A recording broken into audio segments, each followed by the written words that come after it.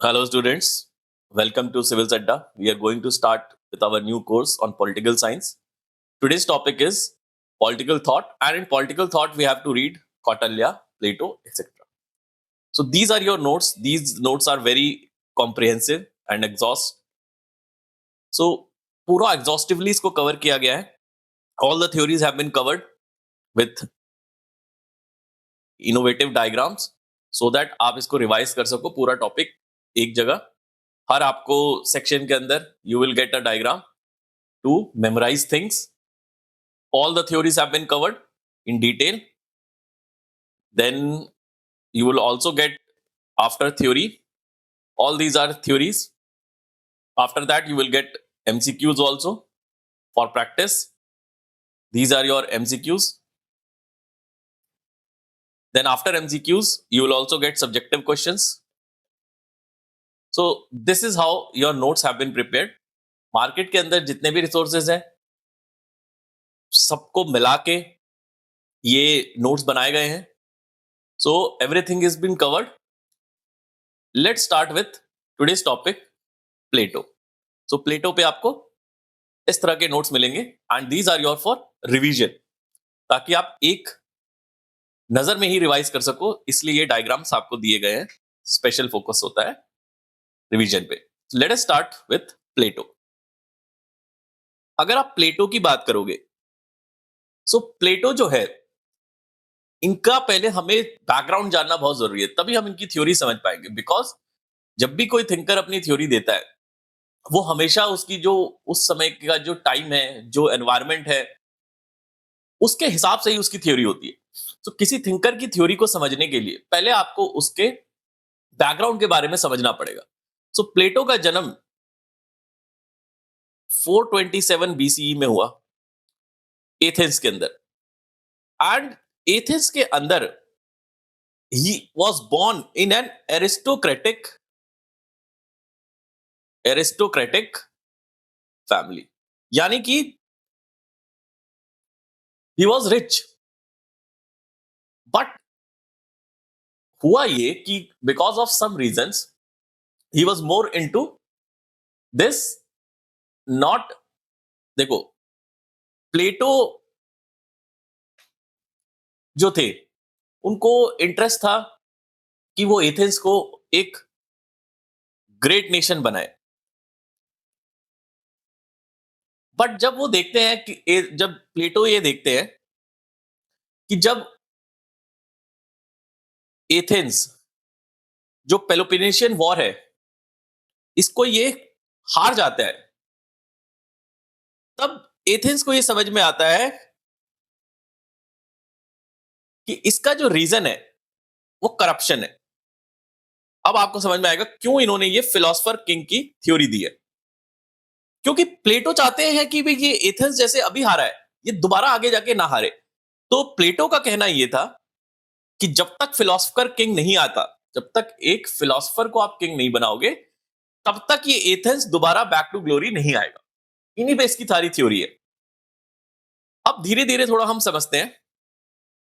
Let us go into detail कि Socrates का देखो, प्लेटो जो थे ये डिसाइपल थे किसके? सोक्रेटिक के. और सोक्रेटिक को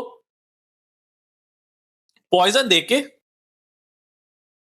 एथेंस ने मार दिया. तो प्लेटो इस पे बहुत नाराज थे कि उनके जो गुरु हैं उनको जहर देके मार दिया गया है बाय एथेंस ऑफिशियल्स. तो सोक्रेटिक का बहुत ज्यादा इंफ्लुएंस है प्लेटो पर, क्योंकि वो स्टूडेंट है. प्लेटो जो है सोक्रेटिक के स्टूडेंट है.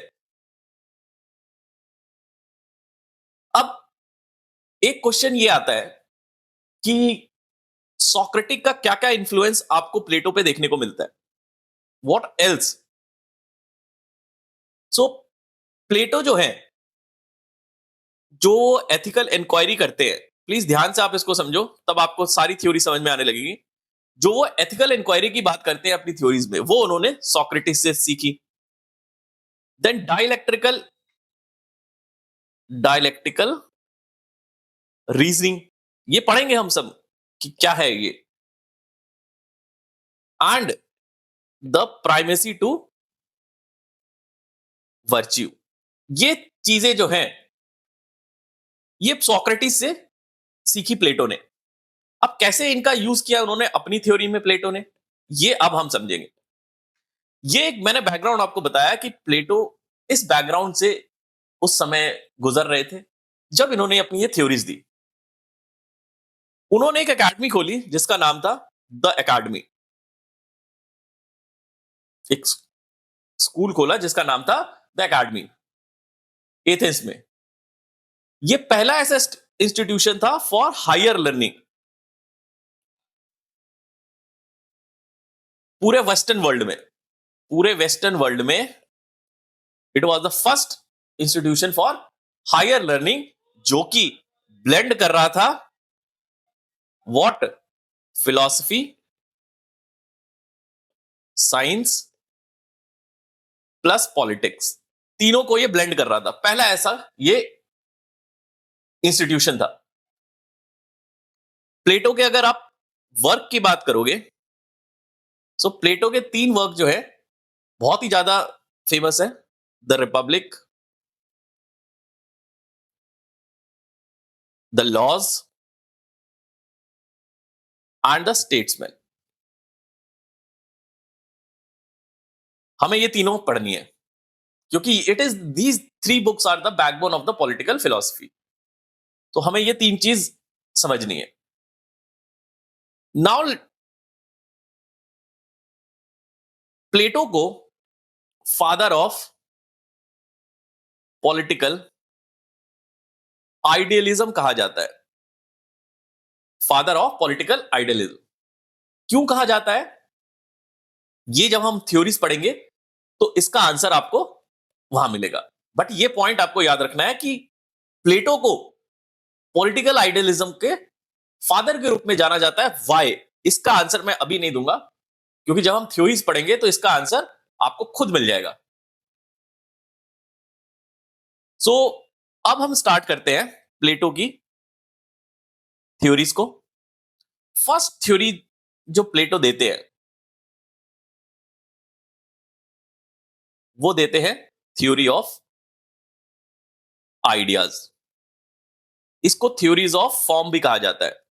क्यों कहा जाता है, क्योंकि प्लेटो के हिसाब से असली जो कभी भी डिस्ट्रॉय नहीं होती वो होता है आइडिया। फॉर्म तो जो है ये जस्ट मैनिफेस्टेशन ऑफ आइडिया है, ऐसा प्लेटो कहते हैं। प्लेटो क्या कहते हैं, प्लेटो कहते हैं कि जो फॉर्म है ये मैनिफेस्टेशन है आइडिया का। तो आइडिया इज रियल। प्लेटो के हिसाब से आइडिया जो होता है वो रियल है। उन्होंने एक स्टेटमेंट भी की कि reality is not what we see but we truly exist beyond our senses. ठीक है, अब देखो इसकी कोर थ्योरी क्या है थ्योरी ऑफ आइडियाज की। First is Plato talks about the dual reality. Plato talks about dual reality. So Plato जो है वो एग्जिस्टेंस को 2 में डिवाइड करते हैं। Plato divides existence into 2 realms, 2 realm में डिवाइड करते हैं। First is called world of forms, जिन्हों को आइडिया भी कहा जाता है। एक वर्ल्ड ये है। दूसरा वर्ल्ड उनके हिसाब से है द वर्ल्ड ऑफ अपीयरेंस, जिसको फिनोमिना भी कहते हैं। तो प्लेटो के हिसाब से एग्जिस्टेंस 2 रेल में डिवाइडेड है, the world of forms and the world of appearance. What is the world of forms? World of forms के अंदर प्लेटो कहते हैं कि जो आइडिया है वो इटर्नल है, वो कभी भी डिस्ट्रॉय नहीं हो सकता और इट इज अनचेंजिंग, ये बार बार चेंज नहीं होता। Idea can not be change, form can change, idea can not change. इनके हिसाब से what are the ideas that are eternal, justice, beauty, equality. So these are the ideas which are eternal according to Plato. और प्लेटो ये कहते हैं कि जो form है it exist independently and these forms are accessible only through reason and philosophy. So Plato के हिसाब से अगर किसी को आइडिया के बारे में जानना है कि व्हाट इज आइडिया, तो आइडिया के बारे में आप तभी जान सकते हो जब आप reason and the philosophical reflection, यानी आपको फिलॉसफी आनी चाहिए, यानी आपके पास नॉलेज होनी चाहिए. जब आपके पास ये दोनों जब होंगी तभी आप समझ पाओगे कि what is a true idea. Then the world of appearance के बारे में प्लेटो क्या कहते हैं? प्लेटो कहते हैं कि it is a physical and a sensory world.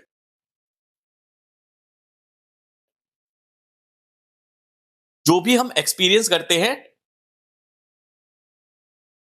Daily, उसको कहते हैं world of appearance. This is imperfect and it is a shadow of real world. सो कहने का मतलब ये है कि प्लेटो कहते हैं कि ये एक आइडिया है, ठीक है. Now beauty is an idea.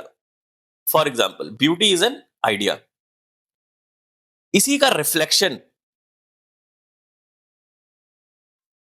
Is something which is beautiful. So ये आइडिया है, this is the real world. तो आइडिया का ही मैनिफेस्टेशन है द फिजिकल फॉर्म, जो भी फिजिकल फॉर्म है. ये प्लेटो कहते हैं कि जब तक आइडिया नहीं होगा उसका फिजिकल फॉर्म नहीं होगा. सो आइडिया इज इटर्नल, ये बात याद रखनी है. इसके बाद प्लेटो एक और चीज कहते हैं. प्लेटो कहते हैं कि जो ट्रू नॉलेज है, the true knowledge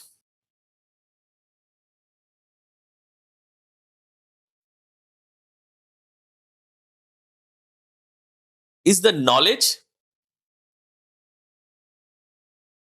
of the forms.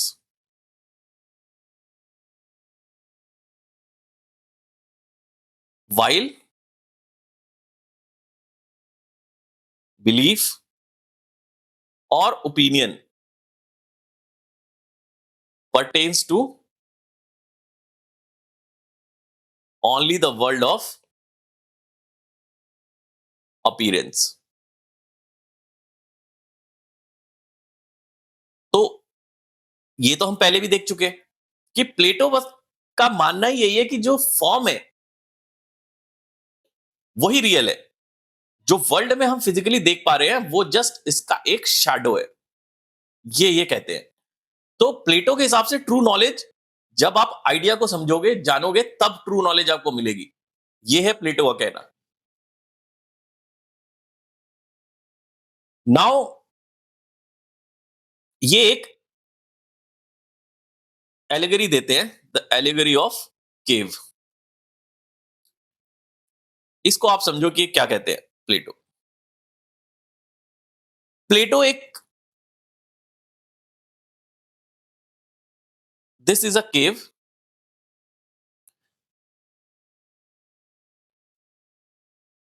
Now what is happening कि दिस इज, यहां पे 3 लोग हैं, इन तीनों को चेन से बांध दिया है एंड ये तीनों इधर की तरफ देख रहे हैं. अब यहां से बिकॉज लाइट आ रही है तो यहां पे शैडोज पड़ रहे हैं, यहां पे शैडो बन रहे हैं, इसका भी शैडो बनेगा. तो ये लोग जो 3 लोग हैं इसको इस शैडो में देख रहे हैं। सो प्लेटो का कहना यह है कि ये जो तीन है, दिस इज रियल वर्ल्ड। तो रियल वर्ल्ड में आपको क्या दिख रहा है? Only the shadow of form. असली चीज तो ये है, अगर ये घूम के देखते तो इनको असली चीज ये दिखाई पड़ती, this is the reality.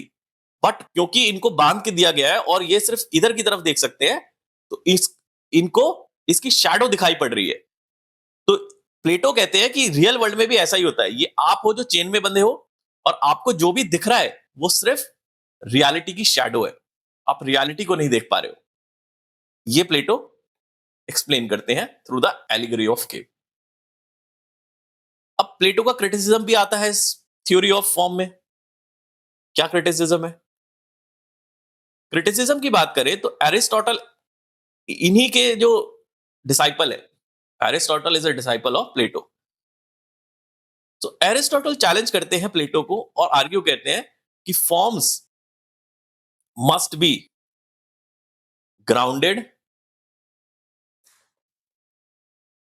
In physical reality and universal concepts arise from the empirical observation। अब देखो एरिस्टोटल क्या कहते हैं। एरिस्टोटल एकदम उल्टा कहते हैं। एरिस्टोटल कहते हैं कि जो फॉर्म्स है, फॉर्म तभी एग्जिस्ट करता है जब तक उसका फिजिकल रियलिटी ना हो। तो फिजिकल रियलिटी होना बहुत जरूरी है फॉर्म का। और वो एरिस्टोटल ये कहते हैं कि जो भी यूनिवर्सल कॉन्सेप्ट आप देख रहे हो आज वर्ल्ड में, वो तभी मिले हैं जब हमने इस फिजिकल फॉर्म को इंपिरिकल ऑब्जर्वेशन से देखा है। तो एरिस्टोटल के लिए फिजिकल वर्ल्ड उतना ही इंपॉर्टेंट है जितना फॉर्म्स है।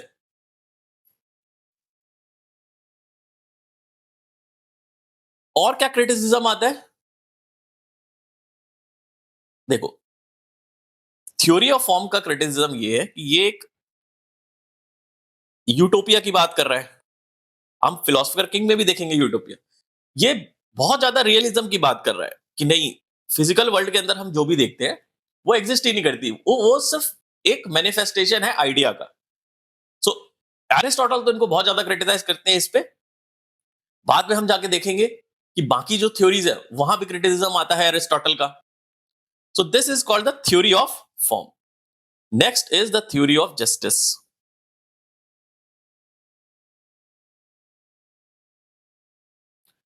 थ्योरी ऑफ जस्टिस, देखो प्लेटो के हिसाब से जो जस्टिस है वो क्या है, आप पहले ये समझो। प्लेटो का पूरा जितनी भी थ्योरीज वो देती हैं, उनका जो सेंट्रल आइडिया है वो जस्टिस है। और द रिपब्लिक के अंदर इन्होंने जो बुक लिखी द रिपब्लिक, इसके अंदर इन्होंने थ्योरी ऑफ जस्टिस दी। प्लेटो ने बोला कि justice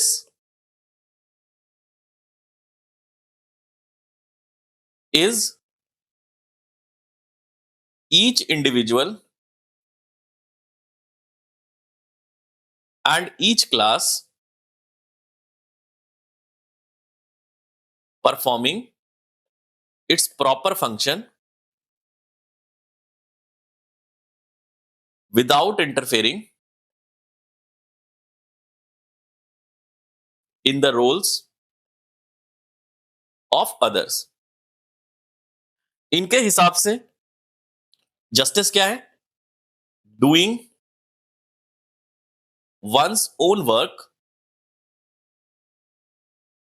and not meddling with what isn't one's own। इसका मीनिंग ये है, प्लेटो साफ साफ कहते हैं, प्लेटो कहते हैं कि इंडिविजुअल जो है, इस चीज को आप थोड़ा सा समझने की कोशिश करो। उनके हिसाब से एक इंडिविजुअल के तीन सोल होते हैं। There are three souls of an individual. First is जो कि रीजन प्रेफर करता है, सेकंड जो कि स्पिरिट प्रेफर करता है, and third is apatite. So Plato के हिसाब से अगर रीजन डोमिनेट कर रहा है आपकी सोल में, then you will seek truth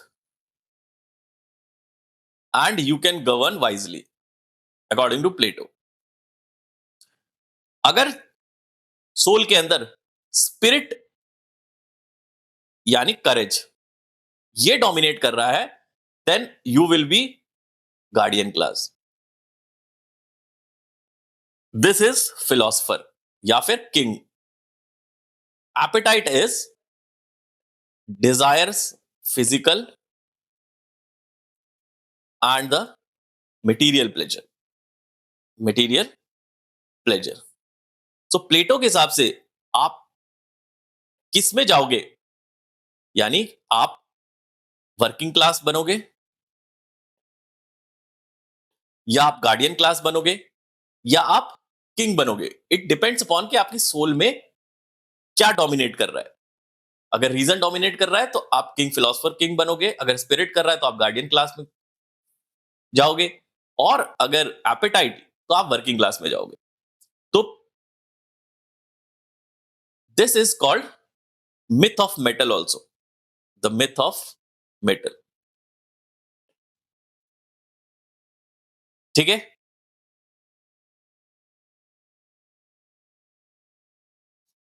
अब ये हमने समझ लिया कि जस्टिस के अंदर प्लेटो का कहना यह है कि 3 सोल्स होती हैं, रीजन, स्पिरिट एंड एपेटाइट. और जैसा उसके अंदर जितनी ज्यादा सोल के अंदर अगर रीजनिंग है तो वो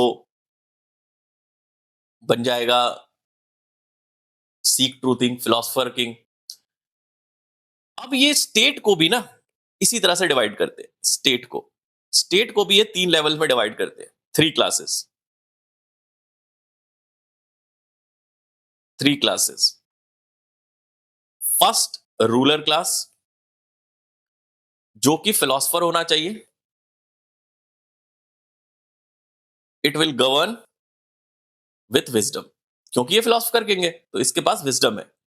second, the auxiliary class. The auxiliary class, that is the warrior class. Warrior class का काम है to defend the state, uphold courage and order. And the third class is called the producer class. Producer class are farmers, artisans and merchants. So एक individual level पे 3 में divide किया, then state को 3 level में इन्होंने divide किया, और इन्होंने दी एक थ्योरी जिसको हम कहते हैं the theory of, we call this as the theory of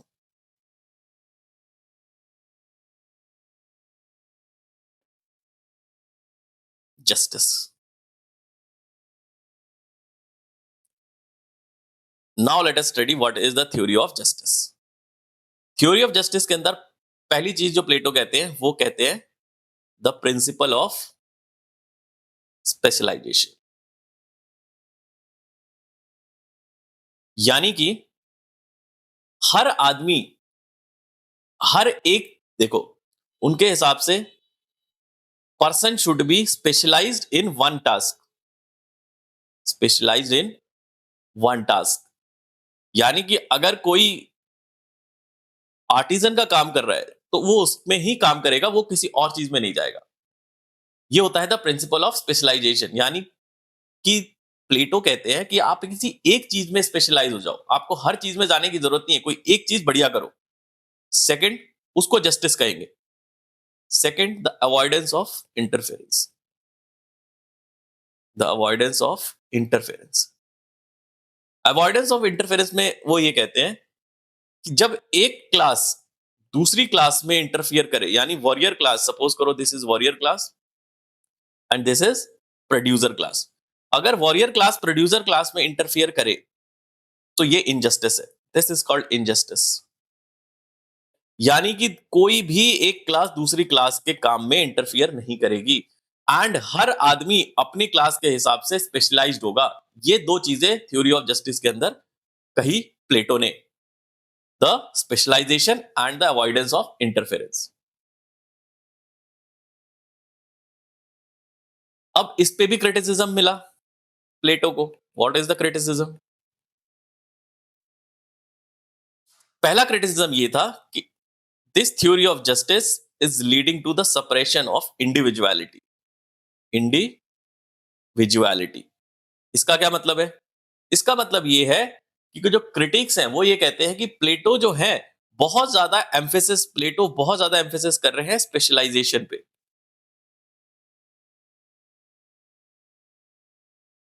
और वो बिल्कुल भी ध्यान नहीं देते हैं पर्सनल फ्रीडम पे। Personal freedom and self expression पे। सेल्फ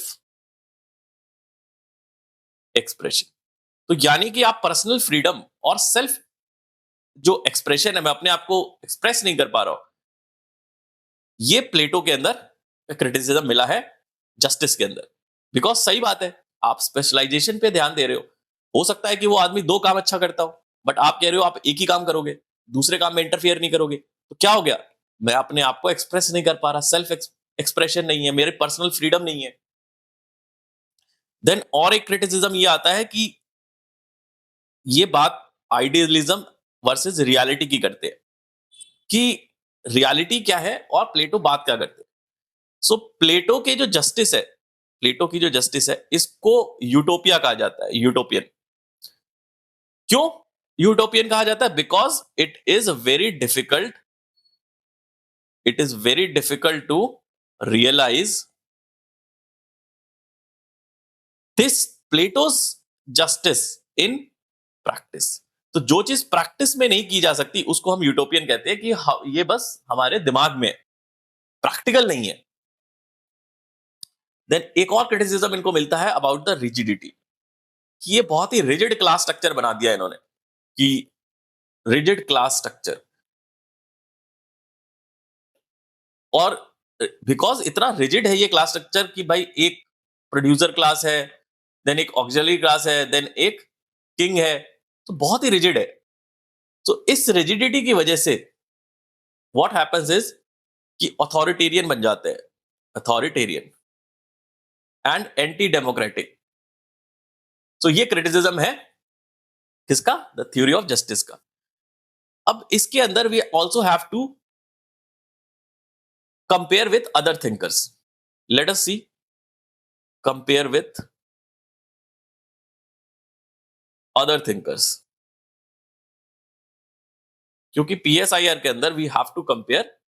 अगर हम एरिस्टोटल से करें, क्योंकि सबसे ज्यादा क्रिटिसिज्म एरिस्टोटल ने किया है, सो एरिस्टोटल की बात करें तो एरिस्टोटल एक्सेप्ट करते हैं the importance of harmony, but वो फोकस करते हैं किस पे? डिस्ट्रीब्यूटिव जस्टिस पे। Distributive justice, what is distributive justice? Distributive justice is giving each their due based on merit and contribution। So Aristotle बात करते हैं कि भाई आपको जो भी ड्यू मिल रहा है वो आपके मेरिट और आपकी कंट्रीब्यूशन की वजह से मिल रहा है, ना कि आपके अंदर कोई सोल है इसकी वजह से मिल रहा है। वो कह रहे हैं आपकी मेरिट होगी और अगर आपने कंट्रीब्यूशन किया है सोसाइटी में तो आपको आपका ड्यू मिलेगा। ये एरिस्टोटल का कहना है। देन कौटल्या का क्या कहना है इसमें? कौटल्या, हम कौटल्या भी पढ़ेंगे, सिलेबस में है हमारे। कौटल्या कहते हैं कि justice is closely tied to order and punishment. Order and punishment with a stronger focus on practical administration. तो जब हम कौटिल्य पढ़ेंगे तो मैं आपको बताऊंगा कि कैसे कौटिल्य रियलिज्म की बात करते हैं। वो यूटोपियन पे भरोसा नहीं करते, वो रियलिज्म, वो रियलिटी जो एक्चुअल में प्रैक्टिकल है उस पे बात करते हैं। तो उनके हिसाब से जो है justice is closely tied to order and punishment की बात करते हैं, और उनका फोकस है किस पे? प्रैक्टिकल एडमिनिस्ट्रेशन पे, ना कि ऐसा होना चाहिए, क्या हो रहा है इस पे बात करते हैं, प्रैक्टिकल। ठीक है, तो ये याद रखना है कौटिल्य के लिए आपको। देन रॉल्स के साथ अगर आप कंपैरिजन करो, रॉल्स, तो रॉल्स जो है जस्टिस को देखते हैं एज अ फेयरनेस, जस्टिस को as a fairness and equal basic right, and it is different from Plato's hierarchical. Plato तो बात करते थे किसकी? प्लेटो तो हायरार्की की बात करते हैं। वो क्या बात है? हायरार्किकल वर्च्यू बेस्ड मॉडल की बात करते हैं। बट रॉल्स जो है वो कहते हैं कि justice, fairness and equal basic right है। अब देखो, दो चीजें समझो, ये है Plato, this is Rawls, this is Plato. Plato कहते हैं कि हायरार्की होती है सोल्स के हिसाब से, कि आप में क्या डोमिनेट कर रहा है, रीजन डोमिनेट कर रहा है कि आपके में एपेटाइट। तो उनके हिसाब से एक हायरार्की है प्लेटो के हिसाब से, और सबके पास इक्वल राइट नहीं है, सबके पास इक्वल राइट नहीं है प्लेटो के हिसाब से, प्लेटो की थ्योरी में। प्लस रॉल्स कहते हैं कि नहीं नहीं, ये गलत है, जस्टिस इज फेयरनेस और इक्वल राइट्स की बात करते हैं रॉल्स, और प्लेटो हायरार्की की बात करते हैं। तो ये दोनों के बीच में डिफरेंस है, ये पूछा भी जाता है कई बार। सो ये है हमारी थ्योरी ऑफ जस्टिस। इसके बाद आती है the ideal state and the tripartite division, जिसके अंदर we will see the myth of metals also. तो this we will do in next class. Next है हमारा ideal state and tripartite division. So Plato जो है वो स्टेट को तीन पार्ट में डिवाइड करते हैं, आइडियल स्टेट को। एक कहते हैं वो कि एक रूलर होता है, एक ऑक्सिलरी क्लास होती है एंड एक प्रोड्यूसर क्लास होती है। जैसे उन्होंने सोल्स का डिवीजन किया था, वैसे ही वो कहते हैं कि जिसकी सोल्स में जो डोमिनेट होगा वही वो वर्क करेगा। तो रूलर होगा जिसके पास विजडम होगा, सोल्जर होगा जो डिफेंड करेगा, एंड प्रोड्यूसर होगा जो इकोनॉमिक काम करेगा। सो प्लेटो जो है वो कहते हैं कि जो आइडियल सिटी है वो ऐसे बन सकती है जब आप डिवीजन करोगे ऑन स्पेशलाइजेशन। बट वो कहते हैं कि जो ये तीन क्लास बनाई है, फिलोसफर, वॉरियर एंड फार्मर, इनके ये फंक्शन भी डिफाइन करते हैं। वो कहते हैं जो रूलर है उसका टास्क है गवर्नेंस का और पॉलिसी मेकिंग का, क्योंकि इसके पास विजडम है एंड नॉलेज है, किसकी? फॉर्म की, आइडिया की, आइडिया की नॉलेज है। एंड उन्होंने ये कहा है कि जो हम ये फिलोसफर किंग सेलेक्ट कर रहे हैं ना, वो ऐसे ही नहीं किसी को सेलेक्ट कर लेंगे। इन्होंने थ्योरी ऑफ एजुकेशन भी दी है, जब हम थ्योरी ऑफ एजुकेशन पढ़ेंगे तो वहां बताऊंगा। तो वहां पे सिलेक्शन होता है through rigorous process of education and testing of virtue and intellect. तो पहले टेस्ट किया जाएगा और 55 की उम्र तक टेस्ट किया जाएगा आपको। थ्योरी ऑफ एजुकेशन में मैं आपको बताऊंगा 55 की ईयर तक आपको टेस्ट किया जाएगा, तब आपको फिलोसफर किंग बनाया जाएगा। उसी तरह से ऑक्सिलरी और वॉरियर क्लास जो है उनका काम है as a soldier and defender of the state काम करना। क्यों? क्योंकि इनके अंदर करेज एंड ऑनर इसके सोल में डोमिनेट कर रही है। इन वॉरियर क्लास का काम है रूलर को सपोर्ट करना, और जो भी किंग ने लॉज बनाए हैं उनको एनफोर्स करना काम है वॉरियर का। फिर आता है प्रोड्यूसर क्लास, उनका काम है economic life of the state इनको संभालना। क्यों? क्योंकि इनके अंदर जो मेटेरियलिस्टिक चीजें हैं वो ज्यादा डोमिनेट कर रही हैं, because they are motivated by the moderation and practical skills. So तीन क्लासेस प्लेटो बनाते हैं। देन प्लेटो किस पे फोकस करते हैं? स्पेशलाइजेशन पे, डिवीजन ऑफ लेबर पे। उनके हिसाब से जो हर आदमी का एक स्पेशलाइजेशन होता है और उसको उसी में काम करना चाहिए, उससे बाहर के डोमेन में उसको काम नहीं करना चाहिए। तो डिवीजन ऑफ लेबर को फोकस करते हैं। वो कहते हैं हर क्लास का एक काम है जो उसके लिए बेस्ट सूटेड है, और वो एप्टीट्यूड बेस्ड है, यानी कि जैसी आपकी सोल होगी वैसा ही आपका काम होगा। नॉट बाय बर्थ, ये याद रखना है, it is aptitude based, not birth. हमारे यहां पे बाय बर्थ है, इंडिया के अंदर it was by birth, but Plato के हिसाब से आपका एप्टीट्यूड यानी सोल डिसाइड करेगा कि आप किस क्लास में जाओगे। और जैसे हमने पढ़ा था थ्योरी ऑफ जस्टिस में कि जस्टिस क्या है, कि हर क्लास अपना काम अच्छे से परफॉर्म करे और कोई भी एक दूसरे के काम में एनक्रोचमेंट या फिर इंटरफेरेंस ना करे। यही तो थ्योरी ऑफ जस्टिस थी प्लेटो की। देन प्लेटो कहते हैं कि जो स्पेशलाइजेशन है वो सिर्फ एफिशिएंसी ही नहीं श्योर करता है, बट वो सोशल कॉन्फ्लिक्ट और डिसऑर्डर से भी हमको बचाता है। So this is the principle of specialisation जो प्लेटो बात करते हैं। देन प्लेटो कहते हैं the good of the whole. इसका क्या मतलब है, ये क्वेश्चन कई बार पूछा भी जाता है। सो प्लेटो के हिसाब से जो आइडियल स्टेट है वो एक ऑर्गेनाइज्ड है। क्यों ऑर्गेनाइज किया गया आइडियल स्टेट को? To maximise the collective happiness, सबकी हैप्पीनेस होनी चाहिए, and moral development of all citizens, not just the ruler. सिर्फ रूलर की बात नहीं कर रहे हैं, जो सिटीजंस है उनका भी मोरल डेवलपमेंट होना चाहिए। तो प्लेटो इंसिस्ट करते हैं कि स्टेट एग्जिस्ट करता है not for few but all. ये याद रखना है। प्लेटो कहते हैं कि जो स्टेट है वो इसलिए एग्जिस्ट कर रहा है क्योंकि मैक्सिमाइज करना है मुझे कलेक्टिव हैप्पीनेस, यानी not for few but all. State इसलिए एग्जिस्ट करता है।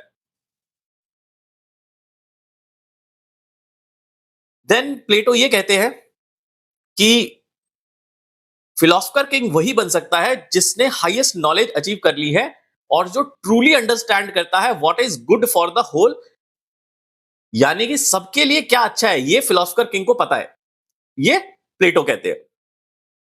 और ऑक्सिलरी का काम है आइडियल्स को सपोर्ट करना जो रूलर्स ने बनाए हैं with courage and discipline, and producer का काम है टू इंश्योर करना कि जो material prosperity and social stability है वो बरकरार रहे। So this is what Plato talks about. Then what are the distinct features of Plato? First, no hereditary privilege. ये हेरिडिटरी नहीं है कि आप रूलर बन गए तो आपका बेटा भी रूलर बनेगा। प्लेटो के हिसाब से this is wrong. So class membership जो है वो एजुकेशन और एप्टीट्यूड से आती है, लीनिएज से नहीं आती है इन प्लेटोस थ्योरी। कई बार पूछा जाता है ये। एंड यूनिफाइड पर्पस, यानी सभी क्लासेस का जो भी क्लासेस है तीन हमारी, वो education, shared values and common commitment से बाउंड है और उनका एक ही मकसद है good of the state. But कुछ क्रिटिसिज्म भी मिलेंगे इस पे। तो क्रिटिसिज्म ये है कि बहुत ही रिजिड थ्योरी है, यानी क्रिटिक्स ये कहते हैं कि प्लेटो का जो क्लास डिवीजन है ये बिल्कुल रिजिड है यानी फिक्स है, and there is no scope for shifting personal ambition and mobility. आप सपोज करो, मान लो कि कोई सोल्जर है, अब हो सकता है इसका इंटरेस्ट आर्ट में हो, तो अकॉर्डिंग टू प्लेटो इस सोल्जर का काम है कि ये डिफेंड करे कंट्री को, बस ये नहीं करेगा ये। बट हमें पता है कि एक आदमी की बहुत सारे गोल्स हो सकते हैं, तो हो सकता है सोल्जर को ये भी पसंद हो। तो प्लेटो में ये पॉसिबल नहीं है क्योंकि रिजिड है। देन ऑथोरिटेरियन टेंडेंसी है, क्योंकि वो कहते हैं कि जो फिलोसफर किंग है इस पे कोई भी क्वेश्चन आप नहीं उठा सकते, इन्होंने जो बोल दिया वही लॉ है। You can not question the philosopher king. So ये क्या है? लैक ऑफ डेमोक्रेटिक पार्टिसिपेशन है। बहुत ही अथॉरिटेरियन स्टेट की बात करते हैं। आइडियलिज्म, प्लेटो की जो आइडियल सिटी है वो एक अनरियलिस्टिक और अनअटेनेबल है, क्योंकि कभी भी इतना रिजिड डिवीजन होता नहीं है। प्लस जो फिलोसफर किंग है, हो सकता है इतना एजुकेशन लेने के बाद जो फिलोसफर किंग है वो बाद में जाके पावर मिलने से करप्ट हो जाए, तो ये कभी भी प्रैक्टिकल नहीं था जो प्लेटो की आइडियल स्टेट की थ्योरी है। देन अगर हम इसको कंपैरिजन करें बाकी थिंकर के साथ, अगर रेस्ट ऑफ द थिंकर के साथ कंपैरिजन करें, तो जो प्लेटो के डिसाइपल है एरिस्टोटल, एरिस्टोटल फेवर करते हैं मिक्स्ड और मोर फ्लेक्सिबल गवर्नमेंट। जब हम एरिस्टोटल पढ़ेंगे तो आई विल टेल यू कि उन्होंने 6 मॉडल्स दिए थे और उनके हिसाब से democracy is the worst form of governance. जो डेमोक्रेसी आज हम देख रहे हैं एरिस्टोटल के हिसाब से democracy is the worst form of government. Then Kautilya कहते हैं कि एडमिनिस्ट्रेटिव हायरार्की होना चाहिए एंड मेरिट की बात करते हैं। बट वो ग्रेटर एम्फेसिस किस पे रखते हैं? रियल पॉलिटिक्स में, कि पॉलिटिक्स में रियलिटी क्या है। यूटोपियन चीजें बताने से काम नहीं होगा। सर्वेलेंस एंड एडेप्टेबिलिटी, जब हम कौटिल्य पढ़ेंगे तब वी विल सी कि कौटिल्य ने क्या कहा सर्वेलेंस पे, स्पाइस पे एंड एडेप्टेबिलिटी पे। So these are the comparison. Next आता है प्लेटो की थ्योरी के अंदर the theory of philosopher king. Theory of philosopher king के अंदर देखो, ये जो प्लेटो की सारी थ्योरीज है वो एथेंस को ग्रेट बनाने के लिए दी गई थी, क्योंकि एथेंस जो है वो पेलोपोनेशियन वॉर हार गए थे, और प्लेटो के हिसाब से इस हार का एक ही रीजन था, corruption. Corruption is the reason for Athens loss. So corruption को हटाना चाहते थे, तो उन्होंने कहा कि ये करप्शन तभी हटेगा जब रूलर फिलोसफर किंग होगा।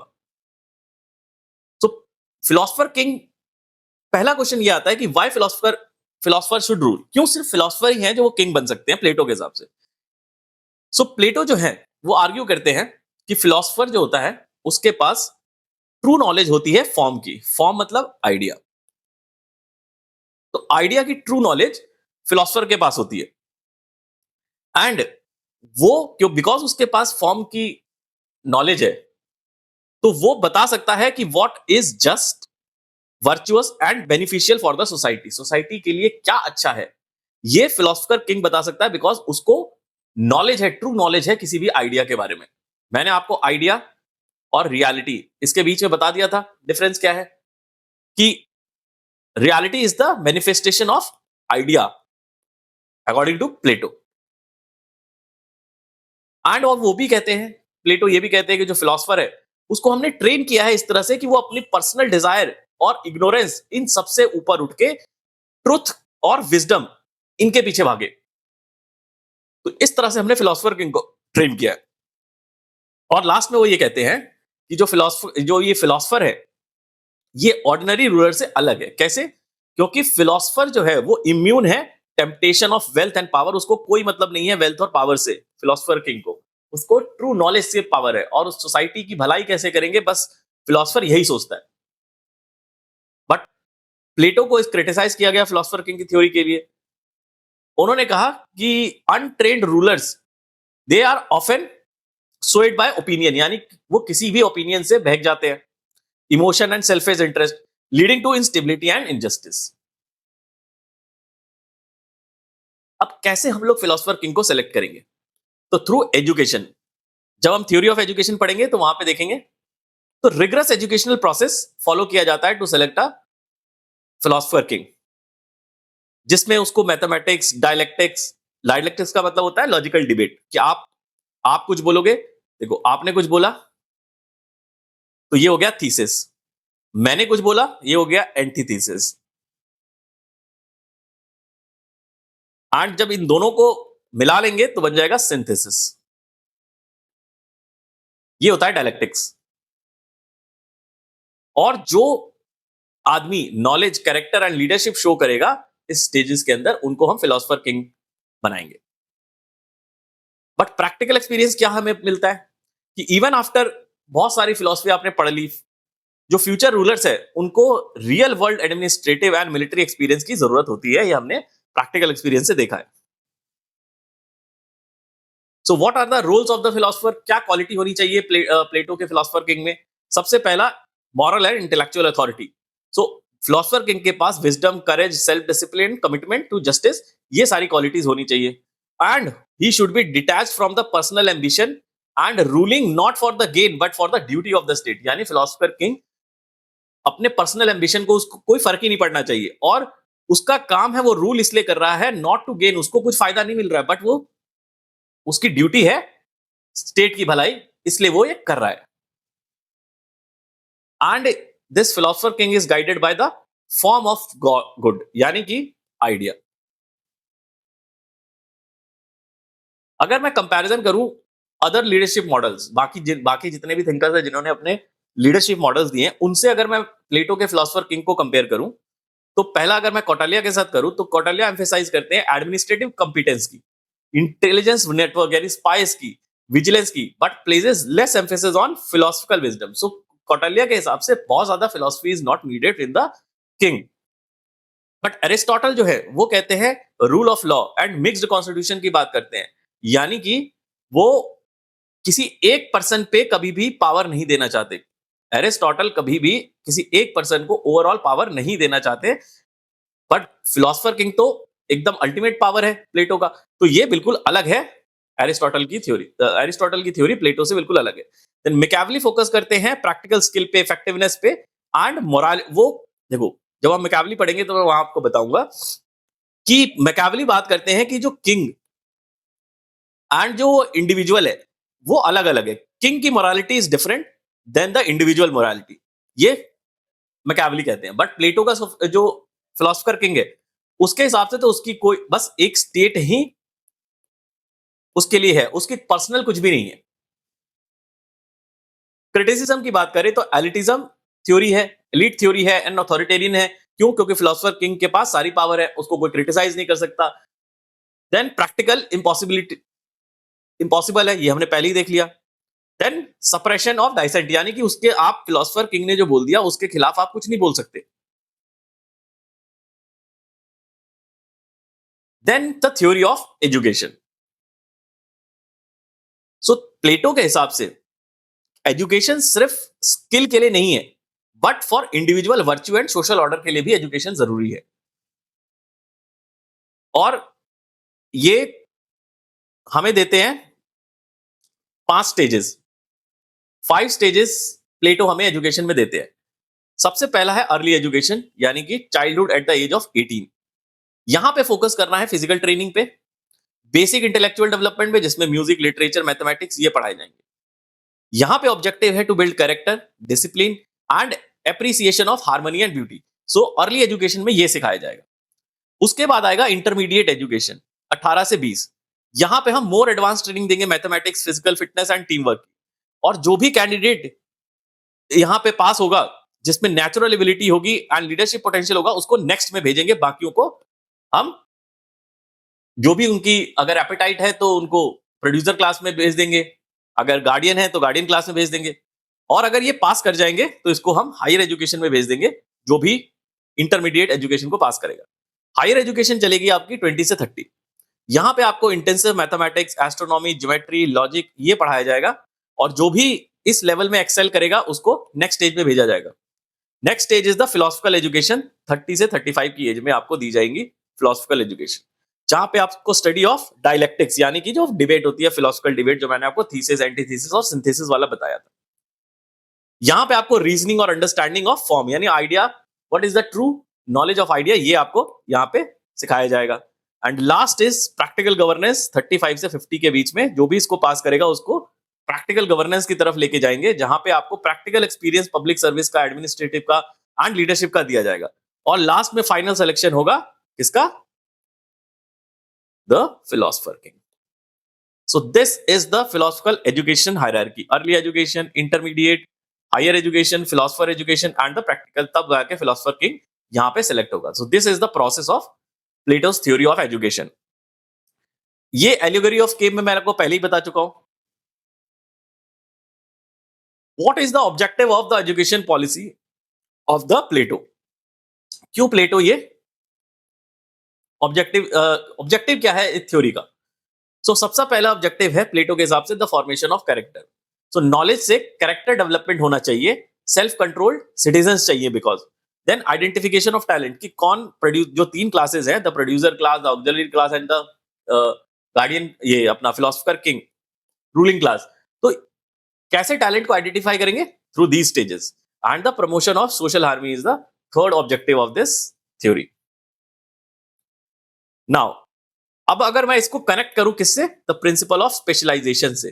तो कभी कभी क्वेश्चन में आपसे कनेक्शन भी पूछता है, तो you can always connect this theory with the principle of specialisation. What is the distinctive feature of this theory? सबसे पहला, स्टेट कंट्रोल सिस्टम है, सब कुछ स्टेट कंट्रोल कर रहा है, यानी स्टेट ही रिस्पॉन्सिबल है designing and managing the education of all citizen.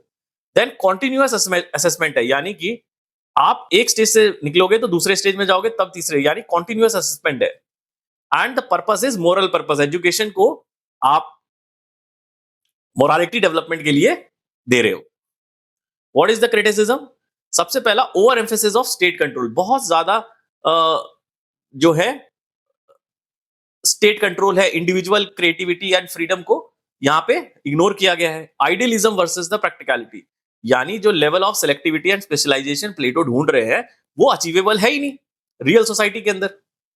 Then neglect of practical skills, जो बस प्लेटो जो है फोकस करते हैं फिलोसफिकल एंड एब्स्ट्रैक्ट नॉलेज पर, बट वो प्रैक्टिकल टेक्निकल ट्रेनिंग इन पे फोकस नहीं करते। कंपैरिजन अगर हम देखें अदर थिंकर के साथ, तो एरिस्टोटल एरिस्टोटल ज्यादा एम्फेसिस किस पे देते हैं, बैलेंस्ड अप्रोच पे, यानी कि उनके हिसाब से family and individual choice in education is also important. And even अगर हम मॉडर्न एजुकेशन को देखें तो प्लेटो करते हैं stress holistic merit based and value oriented education पे, जो कि आज हमें अपने मॉडर्न एजुकेशन पे भी देखने को मिलता है। देन आती है प्लेटो की theory of communism of property and family for the guardian class. अब देखो, जो फिलोसफर किंग है और जो गार्डियन क्लास है, इनके लिए प्लेटो देते हैं communism of property and family, यानी कि गार्डियन का the philosopher king and the guardian class they can not have family, उनकी अपनी फैमिली नहीं हो सकती, इनकी एक कॉमन फैमिली होगी। तो किसी को भी पता नहीं होगा कौन किसकी वाइफ है, कौन किसके बच्चे हैं। अगर किसी को यही नहीं पता कि वाइफ और बच्चे कौन किसके हैं, तो कभी भी वो नेपोटिज्म या करप्शन नहीं करेंगे। सो प्लेटो के हिसाब से फैमिली ही is the reason for the corruption. So वो कहते हैं कि आप गार्डियन क्लास और फिलोसफर किंग को फैमिली अलाउ ही मत करो, उनकी एक कॉमन फैमिली होनी चाहिए, पूरा स्टेट उनकी फैमिली है।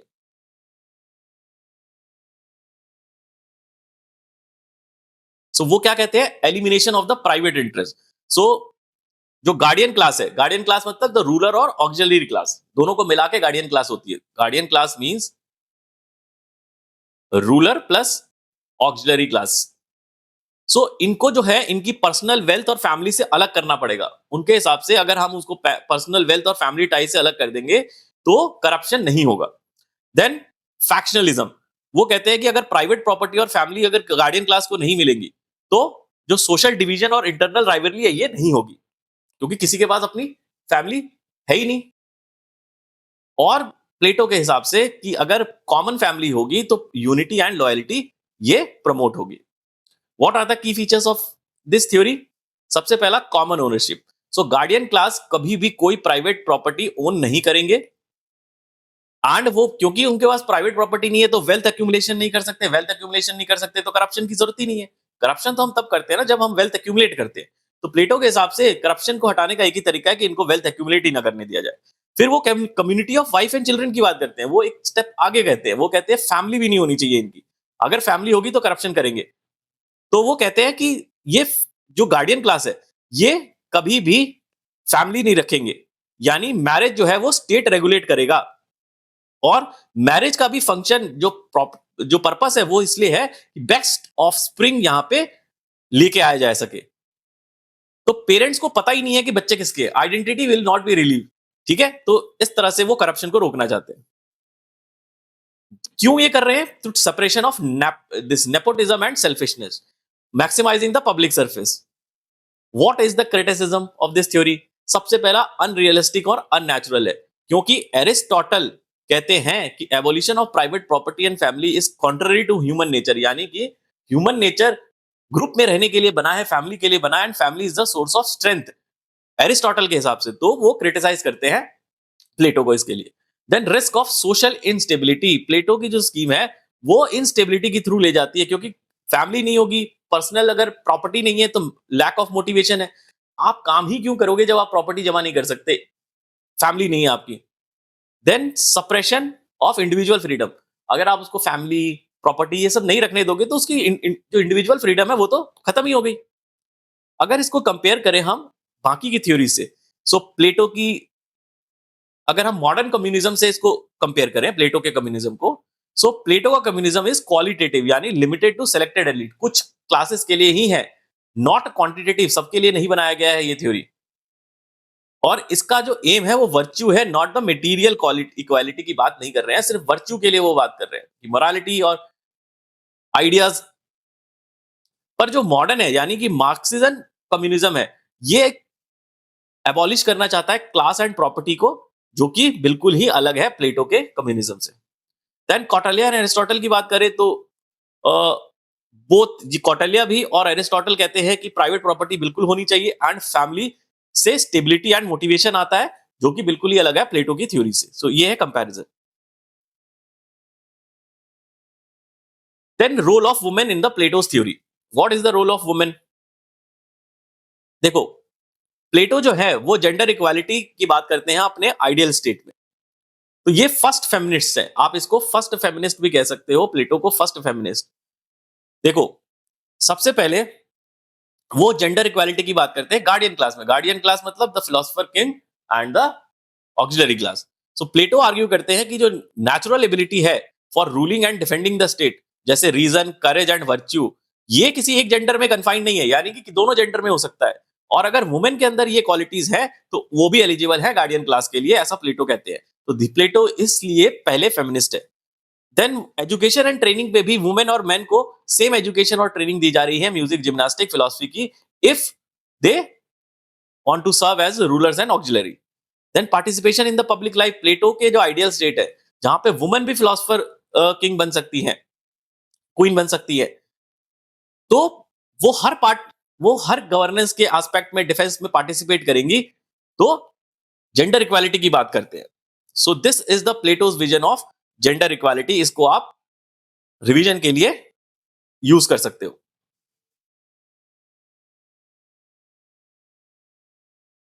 देन रेडिकलिज्म की भी बात करते हैं प्लेटो। देखो, प्लेटो जो है एथेंस के अंदर वुमेन को, देखो जिस टाइम पे वो थे उस टाइम पे एथेंस के अंदर वुमेन्स को जनरली एक्सक्लूड किया जाता था पॉलिटिक्स से और फॉर्मल एजुकेशन से। बट प्लेटो ने अपनी थ्योरी के अंदर वुमेन को भी गार्डियन क्लास के अंदर कर दिया। तो it was a radical departure from the prevailing social norms, क्योंकि उस समय वुमेन्स को ये राइट नहीं थे।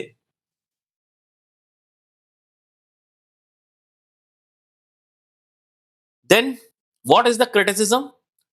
Limitation in the practice. देखो, ये थ्योरी प्रोग्रेसिव है, बट प्लेटो ने जो ये गार्डियनशिप की जो कॉन्टेक्स्ट दिया है, उसने ये नहीं बताया कि कैसे इसके अंदर फुल इक्वालिटी आएंगी। ये बिल्कुल भी नहीं एक्सप्लेन किया। प्लस जो कुछ क्रिटिक्स जो है वो प्लेटो को कहते हैं कि वो जेंडर इक्वालिटी की बात इसलिए प्लेटो कर रहे हैं बिकॉज उनको नीड है स्टेट की, यानी कि वो पर्सनल फ्रीडम और इक्वालिटी के लिए वुमेन को प्रमोट नहीं कर रहे हैं, वो बस स्टेट के नीड के हिसाब से प्रमोट कर रहे हैं। अगर आप इसको कंपेयर करोगे एरिस्टोटल के साथ, तो एरिस्टोटल तो बिल्कुल रिजेक्ट करते हैं प्लेटो के अप्रोच को। वो कहते हैं कि men and women are inherently different और उनके डिफरेंट फंक्शंस हैं सोसाइटी में, ऐसा एरिस्टोटल कहते हैं। मॉडर्न पर्सपेक्टिव क्या है कि प्लेटोस के जो आइडियाज हैं टू एंटिसिपेट दैट द, देखो पहले फेमिनिस्ट थे, तो लेटर फेमिनिस्ट जो है, अभी जो मॉडर्न फेमिनिस्ट हैं वो आर्ग्यू करती हैं equal opportunity and marriage based advancement की।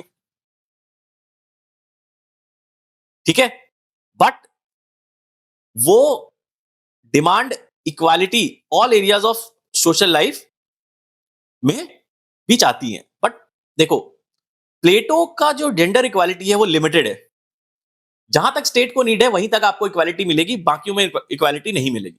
बट जो मॉडर्न फेमिनिस्ट है वो इक्वालिटी हर फील्ड में चाहती है।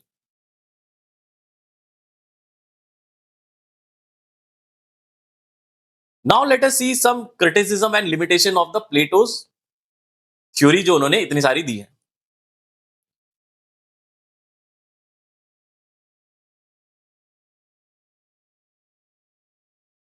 देखो, सबसे पहला क्रिटिसिज्म आता है कि theory of Plato are authoritarian and anti democratic. ये हमने पहले भी देखा था कि ये जो थ्योरी है वो अथॉरिटेरियन है, एंटी डेमोक्रेटिक है, बिकॉज फिलोसफर किंग के बहुत सारी पावर है एक आदमी के पास and you cannot challenge this, you cannot challenge this. Then suppression of dissent की, आप फिलोसफर किंग के अगेंस्ट नहीं जा सकते। और एरिस्टोटल तो प्लेटो को क्रिटिसाइज करते हुए कहते हैं कि वो जो law, value of law and dangers of absolute power है, इसको पूरा ही प्लेटो इग्नोर कर रहे हैं। कि क्या पता फिलोसफर किंग किंग बनने के बाद ही बिकम्स करप्ट। सो एरिस्टोटल के हिसाब से प्लेटो इन सबको निग्लेक्ट करते हैं। Then second is the rigid class structure. ये हमने देख लिया था कि भाई तीन इन्होंने क्लास बना दी and you can not pursue to, एक ही में आपको रहना है। और स्पेशलाइजेशन की बात करते हैं, देन वो सप्रेशन ऑफ इंडिविजुअलिटी की बात करते हैं कि आपको एक ही काम करना है और आप इंटरफियर नहीं कर सकते किसी और के काम में। देन अनरियलिस्टिक एंड यूटोपियन, यानी कि जो थ्योरी है प्लेटो की थ्योरी है वो इम्प्रैक्टिकल है, वो हमने देख लिया था। और ओवर आइडियलिस्टिक है, इतना आइडियलिस्टिक तो कभी स्टेट बन ही नहीं सकता। सो दिस इज द क्रिटिसिज्म। अगर आपको याद करने के लिए शॉर्ट में रिवीजन के लिए पढ़ना है तो इसलिए मैंने ये डायग्राम डाला है, you can always read this.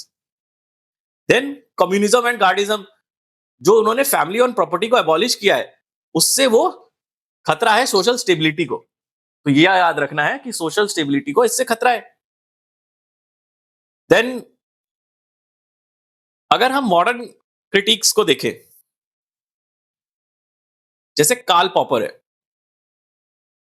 Karl popper जो है, एक बुक लिखी उन्होंने the open society and it's enemy, वहां पे प्लेटो को क्रिटिसाइज करते हैं और वो कहते हैं कि जो प्लेटो का स्टेट है वो टोटलिटेरियन है, यानी कि बिल्कुल ही एक एनार्की है and hostile to freedom and progress है।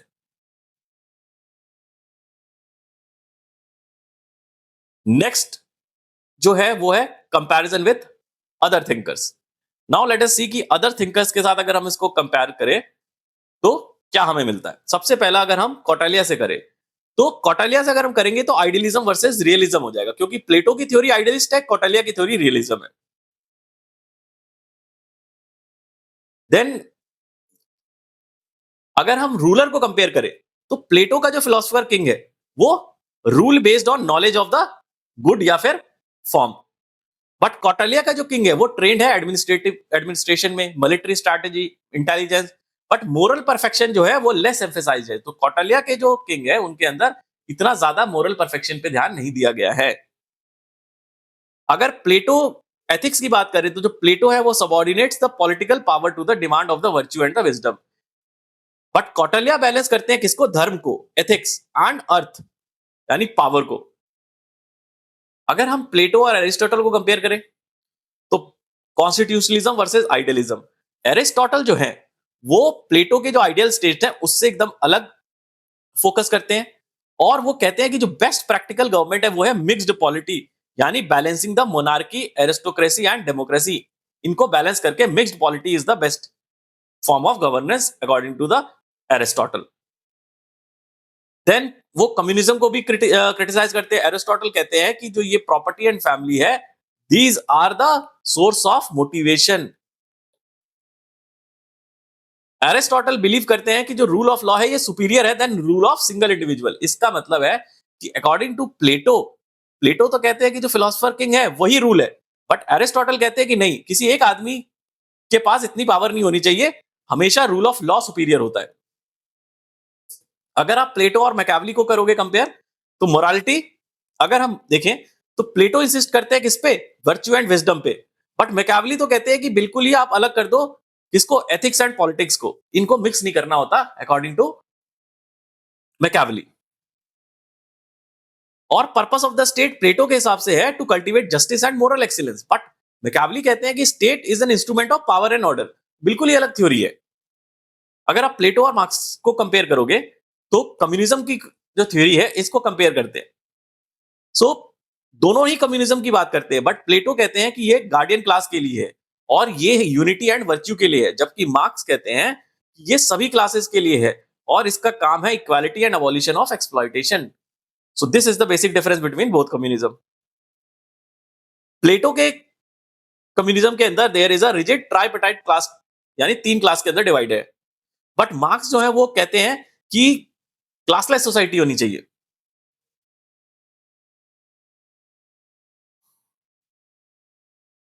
देन अगर हम कंटेम्पररी रेलेवेंस देखें प्लेटो की थ्योरी का तो हमें समझ में आएगा कि there is an impact on the modern concept of justice and state. कैसे? प्लेटो इंसिस्ट करते हैं कि justice as a universal moral standard, जो कि अभी भी हम देखते हैं कि कॉन्स्टिट्यूशनल आइडियल्स के अंदर एक इंपॉर्टेंट वैल्यू है।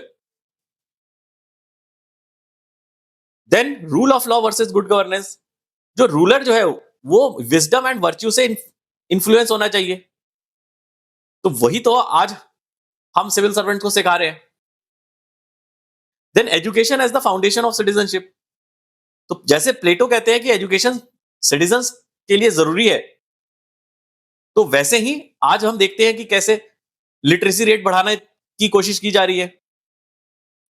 Then meritocracy and social mobility की बात करते हैं कि जो मेरिट है उसको ऊपर लेके आए, तो आज की सारी जो गवर्नमेंट है वो यही चाहती है कि मेरिट को ऊपर लेके आया जाए। लीडरशिप, जैसे कि जो आइडियल है, जो वाइज है, मॉरली अपराइट है, सेल्फिश लीडरशिप है, वही सेंट्रल होना चाहिए इसके फिलोसफर किंग में। इसी के लिए आज हम देखते हैं कि पब्लिक ऑफिशियल्स को ट्रेन किया जाता है, एथिक्स का पेपर है यूपीएससी के अंदर, तो यही चीजें तो है जो प्लेटो कह रहे हैं। Then equality and gender justice, then ethical administration, तो ये हो गई आपकी थ्योरी कंप्लीट प्लेटो की। Now these are some MCQs जो आप सॉल्व करोगे, इसके आंसर आपको नीचे मिल जाएंगे। Then these are the questions. Discuss the Plato's theory of philosopher king. What is the strength and limitation? Then explain the Plato's theory of forms. How does it shape his view on the politics and education? So you will get the solved question also.